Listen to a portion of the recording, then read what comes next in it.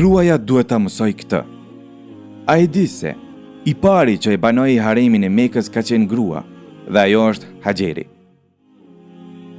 A e di se i pari që i siguroi dhe e qetësoi të dërguarin e Allahut, lavdia dhe paqja e Allahut qofshin mbi të, kur i erdhi shpallja, ishte grua, dhe ajo është Hatixheja.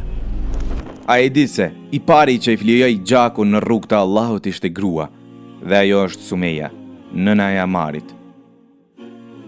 A e di se Allahu e zbriti një surë në Kur'an e cila titullohet Nisa, surja e grave, dhe ajo është surja e tretë në Kur'an për nga gjatësia. A e di se ju porosis me gratë e juaja të silleni mirë. Këtë fjalë i tha i dërguari i Allahut, lavdia dhe paqja e Allahut qofshin mbi të, në hutbën e Lam të Mirës, dhe përsëriti 3 herë.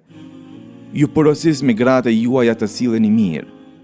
Ju porosis me gratë e juaja të silleni mirë. Ju porosis me gratë e juaja të silleni mirë. A e di se i dërguari i Allahut, lavdia dhe paqja e Allahut qofshin mbi të, ka thënë: kush i ka 3 vajza dhe i strehon ato, ju siguron ushqim dhe i mëshiron, për të bëhet obligim hyrja në xhenet. Njëri nga të pranishmit pyeti: po ai i cili ka 2 vajza? I dërguari i Allahut tha: po, edhe ai i cili ka 2 vajza. E nëse e ka 1, o i dërguari i Allahut? I dërguari i Allahut tha: po, edhe ai i cili e ka 1 vajzë. A e di se xheneti është nën këmbët e nënave tona? A ka fisnikëri dhe respekt më të madh se kjo për gruan?